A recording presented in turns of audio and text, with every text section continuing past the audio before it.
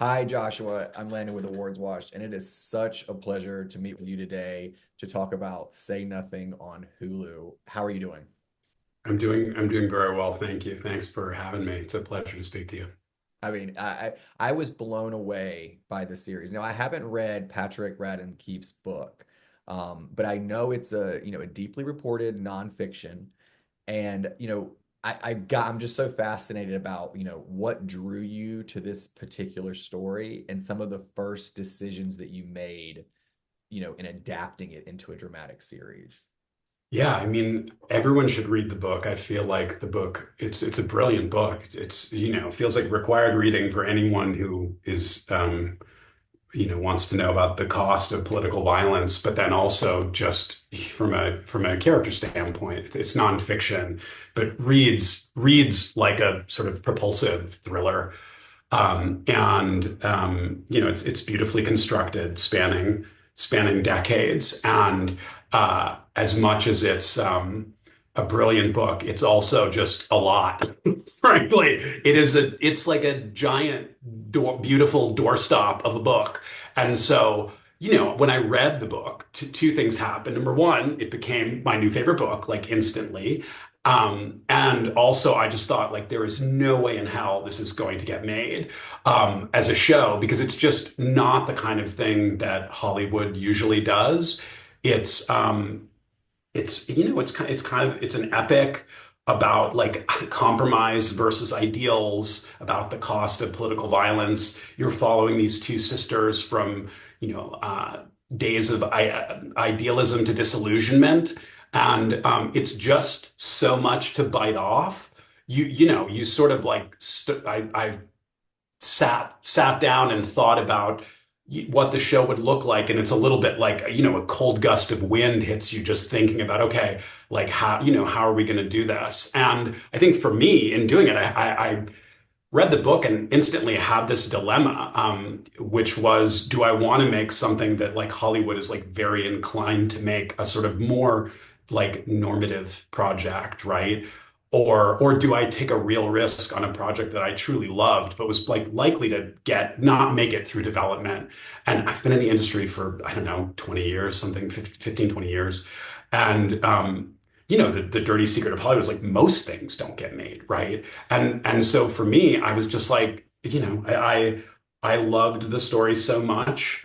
I had a familiarity with the Troubles because the first time I was ever paid to write was actually a story about the IRA when I was in my 20s. So I was already like very steeped in the world, and I just love the story so much. I said yes, and I've spent the last 5 years making Say Nothing.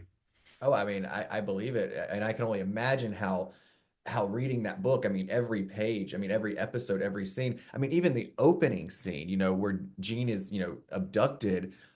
Were there any parts of the book that you knew immediately, as soon as you read it, Josh, that it had to be put in the show? Like, for example, Jean being abducted at the beginning, or, the Old Bailey bombing. Were there certain things you said, there's no exception here. It's going to be difficult, but we need to put it on screen?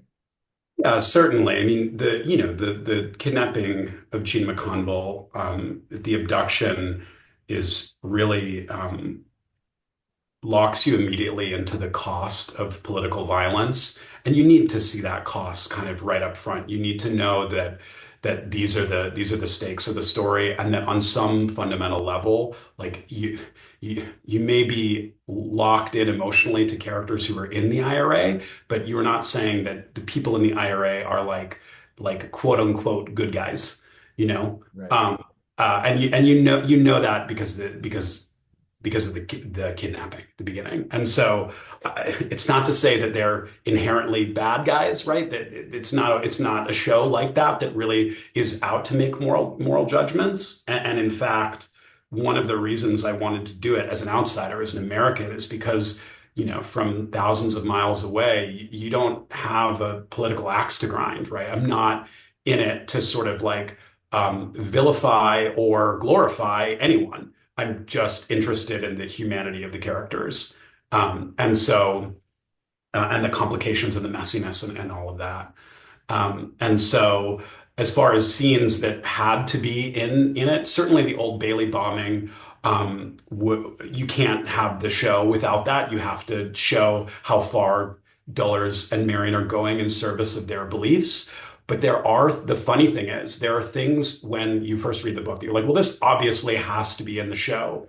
Brendan Hughes's prison escape, for instance, which is like, if not the most cinematic moments in the book, certainly one of the top three. There's no prison escape in the show. Like there were no easy answers when trying to tell this story. And in fact, I think for a long time I assumed that there were sequences in the book that I assumed would be in the show that I eventually made the decision to cut. So yeah, no rules other than I knew early on there had to be like one really key difference between the show and the book, which is that Dolours had to be the gravitational center of the story, and the stuff. There's a lot of events that are sort of like outside of her kind of sphere of immediate awareness that then would be shed because she is really the sort of like the emotional core of the show. Absolutely. And I'm curious, like, how did you approach writing characters like Price with legacies that are still very hotly debated, Yeah. right? I mean, there's still a lot of, speculation out there. It's like, which path did you take? Did you stay true to the book, or were there creative liberties there? I mean, you're writing.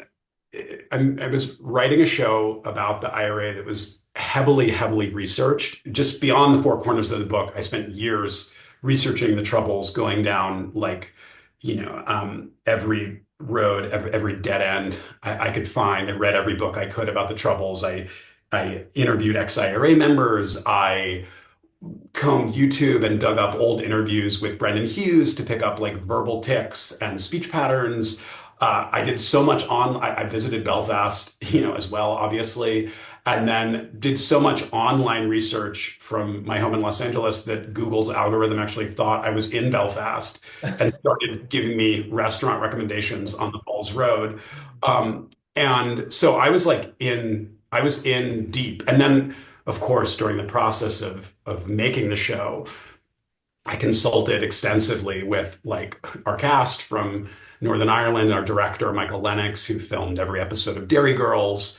And so I want to say, I really tried to do my homework, but at the same time, Dolours and Marian and everybody in the IRA, you're writing about an organization that is shrouded in secrecy, right? That they have a code of silence, and as far as like Dolours' story, the tapes, right, that the book are based on, no one has ever read, other than the people who ran the Belfast Project, no one has heard Dolours' actual tape. So there is not like a end-to-end testimony that you're reading. And so I think at some point, every show has to take creative liberties. When you start, you do years of research, and then at some point, you have to believe you've done enough to actually start to write. And so for me, one of my pet peeves in period shows is when the characters seem to have an awareness that they're living in history, right?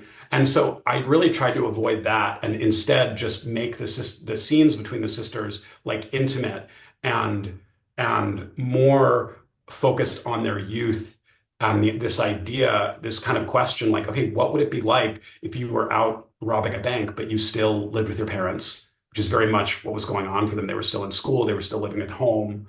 And so it was really trying to ground it in their youth and knowing the particular like comedic sensibility that they had and that you see in Belfast. And so, yeah, at some point you do enough work, eventually you just have to trust yourself that you can go right. Yeah, and you've been in the industry for a long time. I was a big fan of you and Peter Berg's Patriots Day. Did that experience on Patriots Day influence this at all? Did you apply anything that you learned on Patriots Day to this project? I mean, only just the research component, really. Like when I admittedly, was on that movie for a short period of time. I came in to do some script doctoring and ended up getting in touch with the FBI through a consultant friend of mine. And I remember talking to about a half dozen FBI agents, some of whom were very by the book, and some of whom were like very excited to tell me, details that their bosses probably didn't want them to tell, which are always like, that's who you want to be talking to, right?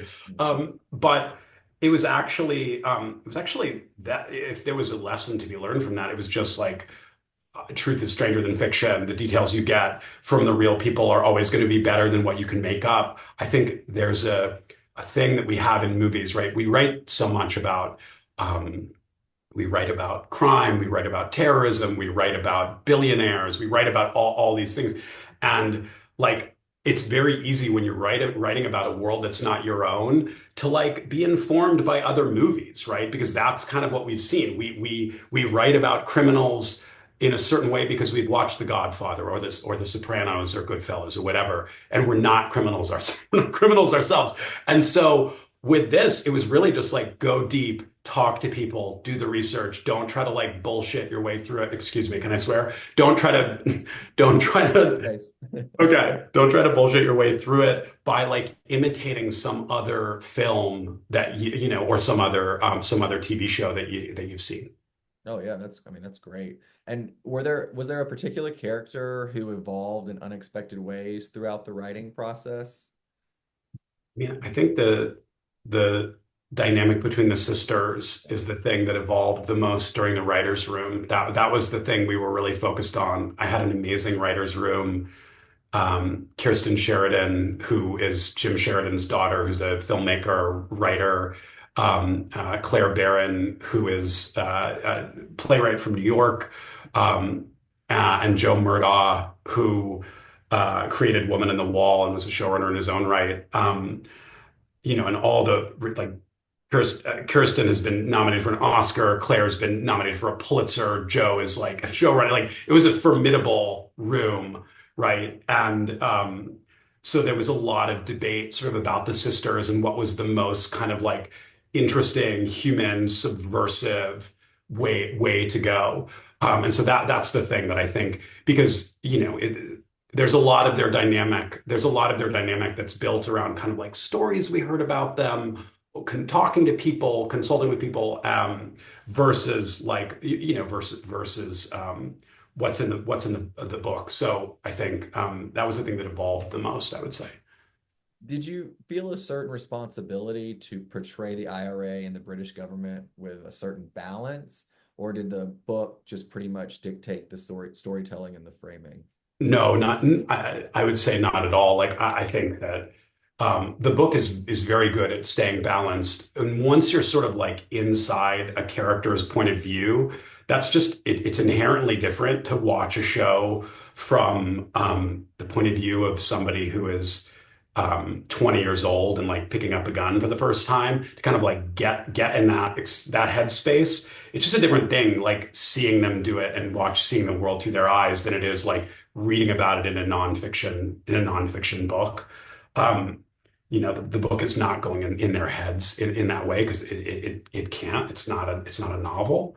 And so I think that I think now I've lost. Now, what was your question again? I think that. Just the balance between portraying Oh, the IRA and the British government, you know, that's right. That's right. Thank you. how the Sorry. story, the book dictated it. No, and the book is very balanced. I think it was very important to me that we have British characters that are not cutouts. And so, you know, the Doctor in episode 6 is sort of as humane and conflicted a character as any of the other characters in the show, as well as like, you know, even like the soldier that Dolours um, has her relationship with in episode 3.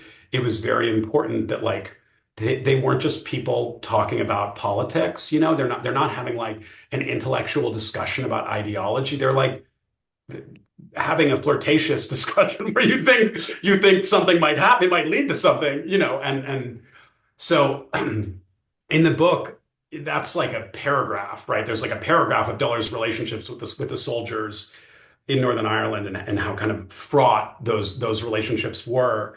And in the writers' room, we really took that idea, what would happen if Dullar's had a relationship with her sworn enemy, and kind of like ran with it, right? And drew it out into an episode long arc. And that's really the business of doing a story like this is like you have to shed a lot of it. You have to kind of like trim a lot of it away focus on these ideas that are emotional, that feel really potent, and then really try to expand on them in ways that feel, human, funny, realistic, etc. Absolutely. Humanizing it's so important because we get that emotional charge. We're invested. It's not just an account like the book, we're like you said, it's very humanized and it's very invested.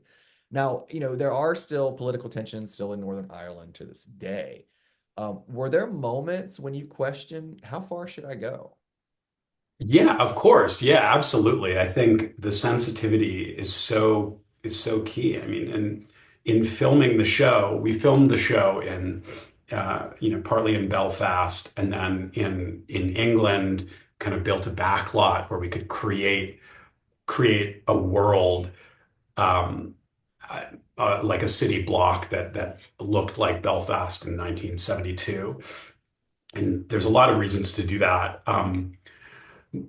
Firstly, Belfast, because of the bombings, the city has all been rebuilt, so the architecture has changed. But more, even more than that, if you're going to drive an armored personnel carrier down the street, just the sound of that vehicle, the specific sound of the engine is actually going to like re-traumatize people in Belfast. And so it's one of the reasons that because we had a long shoot, we were not going to like film that stuff in Belfast. And that's just like one example out of 1,000 where you're really just trying to be sensitive. Anytime there was something extremely sensitive on screen, you're taking as few creative licenses as possible. You're trying to stay absolutely like as true to it as you can without embellishments, even if those things might be enticing, you know? And I Mhm. think the more sensitive the more sensitive, the like less risk you want to take. And I think, and then there's other things like the sister's bank robbery, where like it's larky. Dulles has a quote in real life where she says, "I'm ashamed to admit it, but there was fun in those days."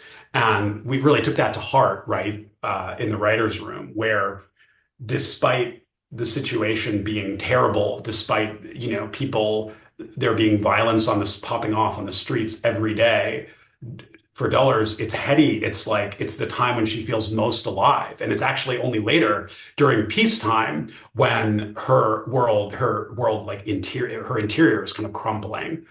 And so for the bank robbery, for instance, that's like, all we knew really is that Dulles robbed a bank dressed like a nun.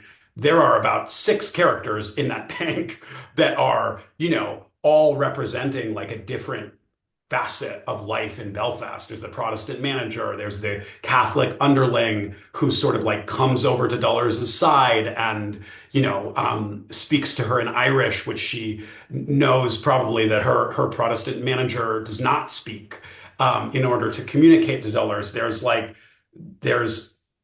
there's all this interplay that's obviously fictionalized, but meant to kind of like give you the spirit of Belfast in its kind of contradictions.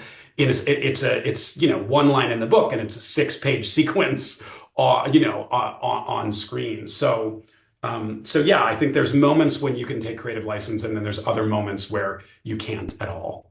I think that's really well said and probably great advice for anyone who's going to tackle some politically, motivated kind of content. I think that's probably like a really great piece of advice. So we'll definitely want to share that with other filmmakers. Um, you talked a little bit about behind the scenes. I'm so glad you talked about the trauma and like people just hearing the cars and explosions and what that would do.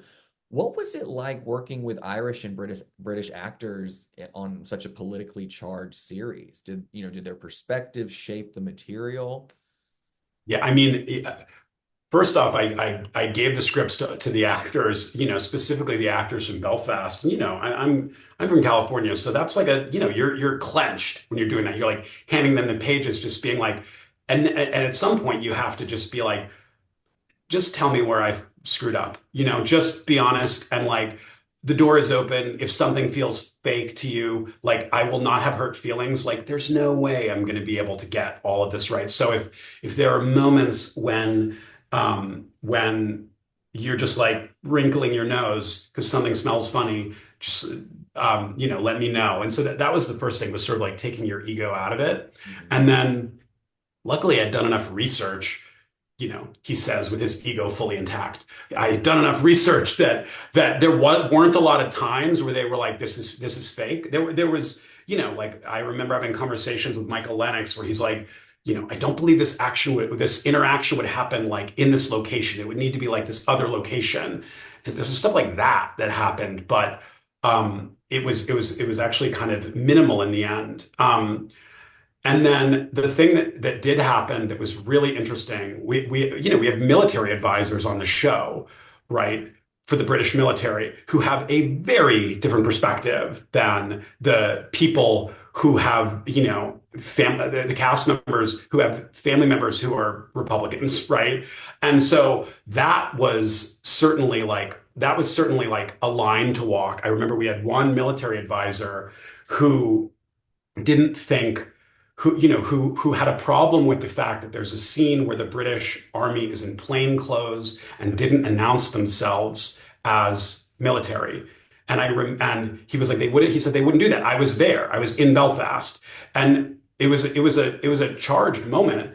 And we ended up talking for a long time. And I showed him this documentary online that showed that, yes, in fact, the British Army did do that, particularly under some of these units that were run by Frank Kitson, which were kind of like undercover units. And he said, he apologized and said, I'm sorry, I didn't realize. And so it was that stuff was very complicated. Everybody has their own perspective. And then also, I think, there were a few members of the crew who were British, and I think had a great sense of guilt about this sort of like legacy that in the relationship between Ireland and England, and I think that impacted so whether it was like performances or direction or whatever it was, and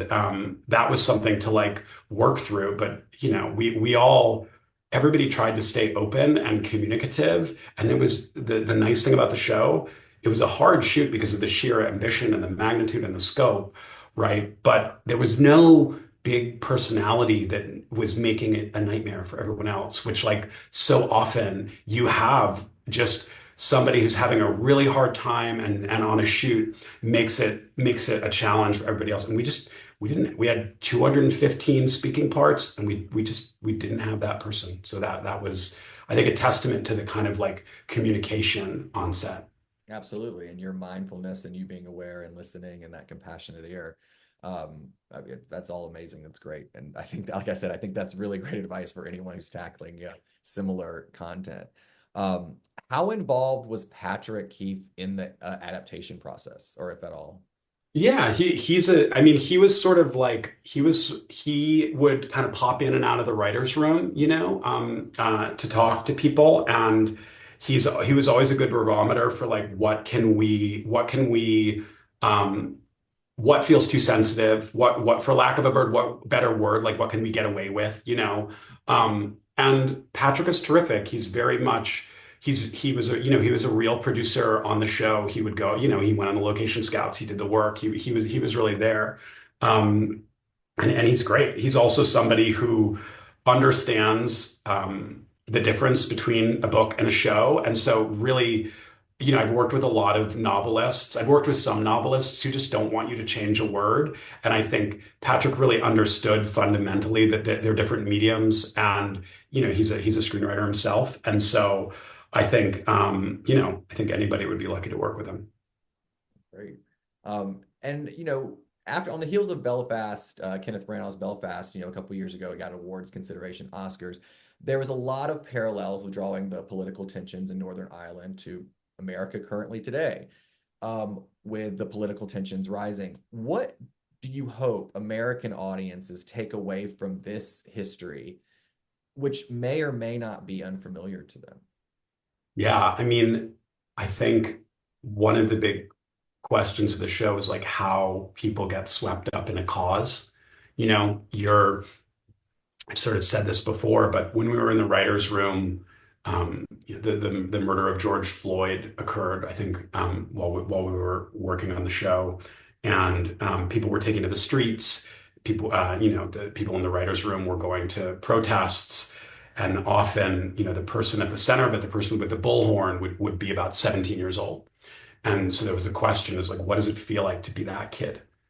What does it feel like to get under the skin of somebody who is really getting swept up in like in a seismic culture shifting moment? And so that was sort of the core idea behind the certainly the first few episodes in the show. And then like what happens if you follow that person over the course of 30, 40 years when like maybe their ideals, either they're clinging to them or they're no longer intact, right? And so I think for us, the the goal with the show is like whether you agree with what the IRA is doing or don't agree with what they're doing, whether you think the Price sisters are heroes or monsters, kind of depends on who you ask. And so for us, no matter what you think of what they're doing, I think the goal with the show is like people who are out there day to day putting their beliefs on the line, like, kind of living their beliefs, for lack of a better word, that is worthy of psychological exploration especially in a world where like it's really easy to like repost something on Instagram. What does it mean to actually be out there in the streets doing things that are morally very compromising in service of your beliefs? Yeah, absolutely. No, that's very inspiring as well. Is there one moment or a scene in the series that you think best captures what Say Nothing is really about?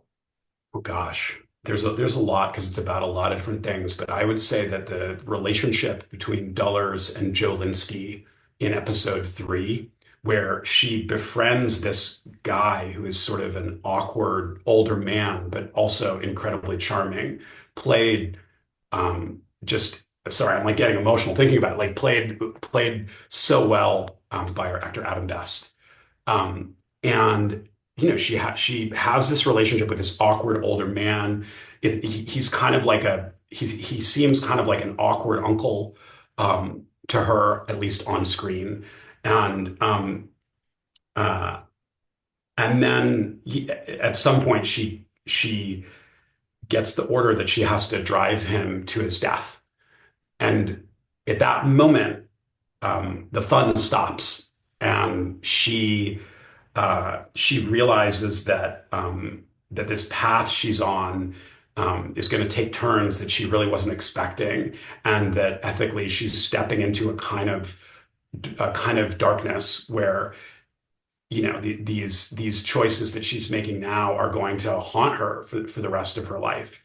And that to me, that moment where where he leaves, she's taken him over the border after this emotional car ride, and then she drives home and sort of cries the whole way home. That would be the moment that I would point to. Yeah, no, pivotal. And I could see why, that's the moment where we're kind of looking back and saying, okay, it's kind of like, did you go too far, and how far are you going to continue to go? It's like her moment of clarity and like, oh, it's she's really pushed to the limit at that point. And that is one of the big questions of the show is how far would you go for your beliefs? Yeah, and that brings me, to my final question. With historical dramas booming in prestige, what sets Say Nothing apart, and how it treats the truth, memory, and the cost of loyalty, in your opinion? Gosh. Um,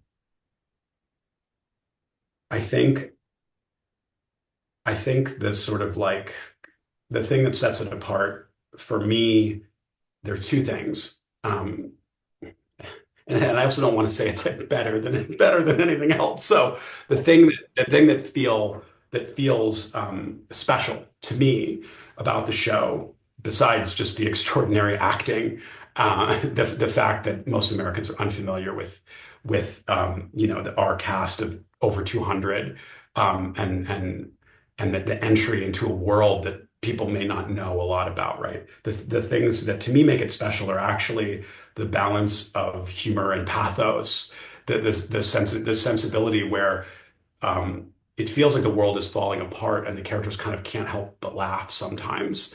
That it's a taking on dark subject matter with an attitude but with an attitude that feels very, very Belfast, right? Um, and then also, frankly, just the commitment to authenticity, the commitment to, um, you know, making a show that is walking a tightrope, where on the one hand, it's accessible to.